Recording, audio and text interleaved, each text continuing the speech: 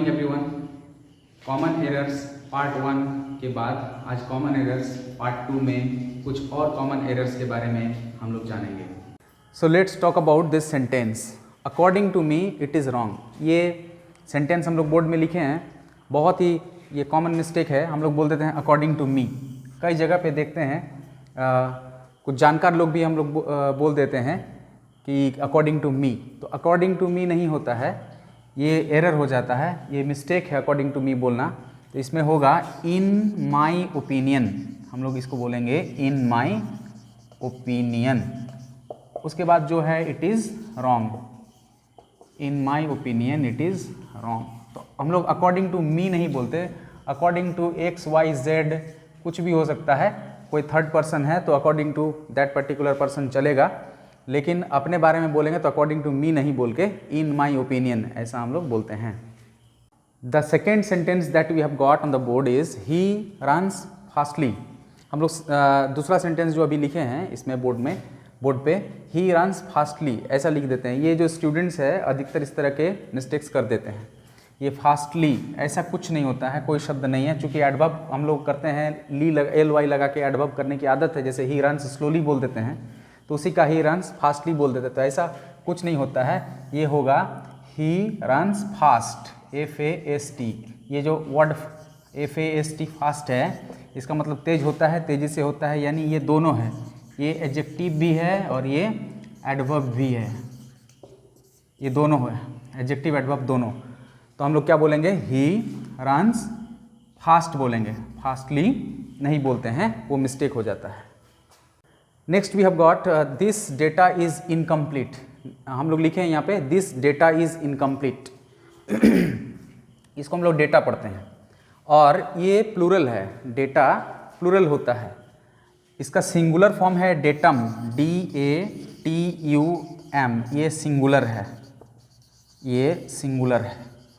और जो डेटा है DATA, डेटा, ये प्लूरल है। तो हम लोग प्लूरल के साथ ना तो दिस लगा सकते और ना ही इज लगा सकते हैं। तो हम लोग क्या करेंगे, इसको करेक्ट करना है तो दिस डेटा, क्योंकि डेटा प्लूरल है तो हमको दिस डेटा लिखना होगा और ये इज नहीं होके होगा are incomplete. This data are incomplete. हमको अगर डेटा बोलना है तो दिस लगाना पड़ेगा, यहाँ पे आर करना है क्योंकि डेटा प्लूरल है और सिंगुलर होता है डेटम, दिस डेटम ऐसा होगा, DATUM, डेटम सिंगुलर है। ही रिटर्नड बैक येस्टरडे, ये क्या गलत है इसमें, ही रिटर्नड बैक येस्टरडे। हम लोग ये कॉमन एरर है, कॉमन मिस्टेक है, रिटर्नड बैक या रिटर्न बैक बोल देते हैं।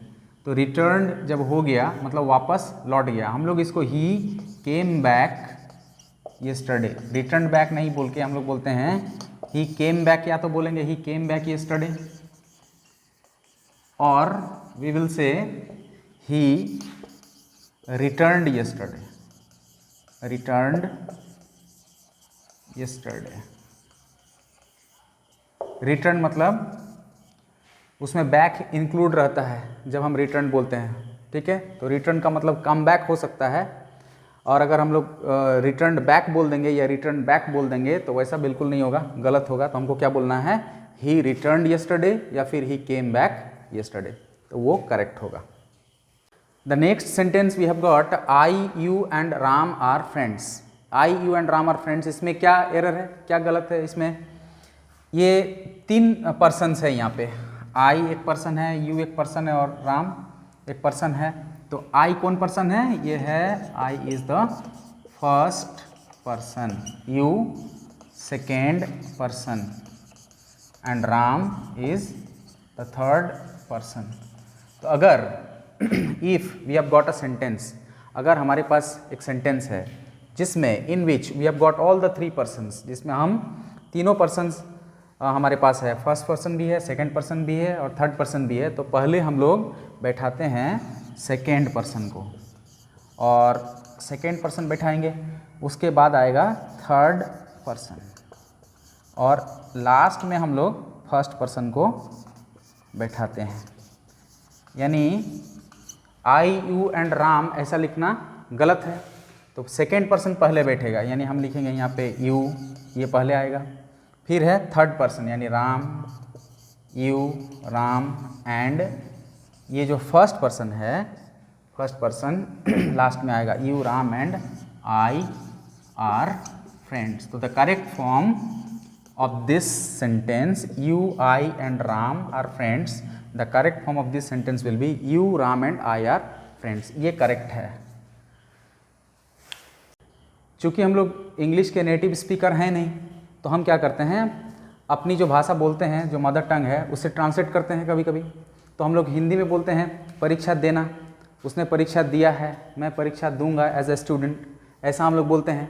तो उसी को हम लोग लिख देते हैं इंग्लिश में ही हैज़ गिवन हिज एग्जामिनेशन और I have given my examination, ऐसा बोल देते हैं, क्योंकि गिवन मतलब देना होता है, परीक्षा देना। लेकिन इंग्लिश में ऐसा नहीं है, हमको ये क्या लिखना है कि ही, अगर वो स्टूडेंट है तो he has taken his examination, ऐसा होगा, he has taken his examination. मतलब इंग्लिश फॉर्मेलिटी में क्या होता है कि टीचर जो है, the teacher gives the exam, वो एग्ज़ाम पेपर को देता है, मतलब वो होगा on the part of a teacher, the teacher has given his examination, वो टीचर के लिए होगा। लेकिन स्टूडेंट के लिए क्या करना है कि he has taken his examination, या फिर इसको और एक तरीके से हम लोग लिख सकते हैं, he has appeared, APPEARED, he has appeared at his examination। तो ये जो सेंटेंसेस है, बोथ द सेंटेंसेस, ये और ये दोनों करेक्ट होगा। लेकिन एक स्टूडेंट के लिए ये कभी नहीं होता है, या हम ऐसा नहीं बोल सकते हैं कि ही हैज़ गिवन हिज एग्जामिनेशन। तो ये यहाँ पे एरर है, he has taken his examination या फिर he has appeared at his examination, ये सही होगा, ये दोनों सही है। अभी हम लोगों के पास एक सेंटेंस है, let him and I dance together. Let him and I dance together, क्या एरर है इसमें?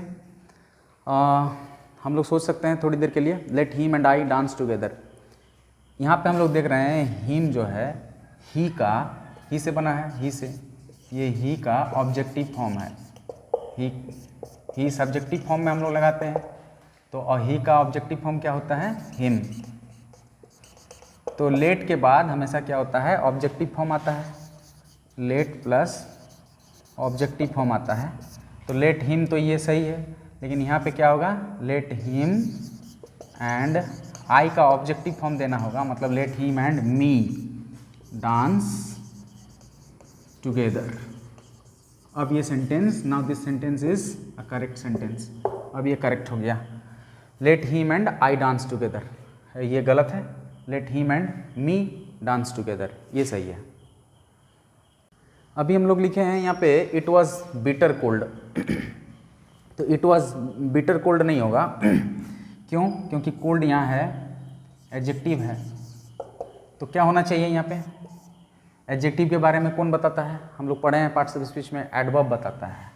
तो ये क्या हो जाएगा यहाँ पे, it was bitterly, it was bitterly cold, it was bitterly cold, ये करेक्ट है। इट वॉज बिटर कोल्ड हम लोग ऐसा नहीं बोल सकते, वो रॉन्ग हो जाएगा, गलत होगा। अभी हम लोग लिखे हैं राइट विथ इंक, इसमें क्या एरर है, हम लोग राइट विथ इंक नहीं बोल सकते, हम लोग राइट विथ अ पेन बोलते हैं, राइट विथ अ पेन, ये चलेगा, right with a pencil, right with a pencil, ये भी चलेगा। लेकिन हम लोग राइट विथ इंक नहीं बोल सकते, हम लोग को क्या बोलना है, ये गलत है, राइट इन, राइट इन इंक, ये करेक्ट है। और उसी तरह से सिमिलरली अगर रहेगा राइट विद अ पेंसिल तो करेक्ट है, लेकिन राइट इन पेंसिल ऐसा होगा, इन। अगर यहाँ पे ए नहीं है पेंसिल के आगे तो हम लोग उसको क्या बोलेंगे, इन लगा देंगे। और अगर ए है तो राइट विद अ पेंसिल, जैसे राइट विद अ पेन होता है उसी तरह से राइट विद अ पेंसिल, ये दोनों सही है। और ये भी सही है, ये भी सही है, ये गलत है, राइट विथ इंक नहीं बोल सकते, राइट इन इंक बोलेंगे। और राइट इन पेंसिल बोलते हैं हम लोग, इसको पेंसिल नहीं बोलते हैं पेंसिल बोलते हैं। इसका करेक्ट प्रोनाउंसिएशन है पेंसिल, यानी पेंसल, ऐसा पेंसिल।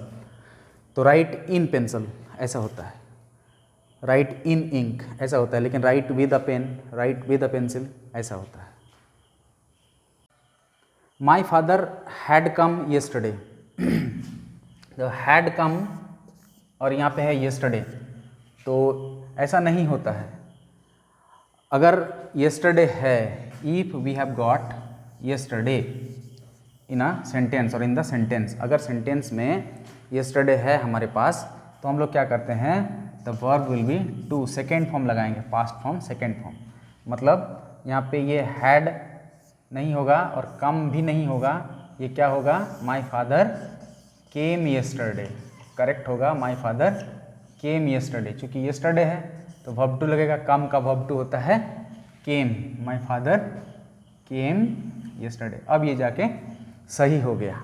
तो कॉमन एरर्स में आज हम लोग बात कर रहे थे, आज कुछ सेंटेंस।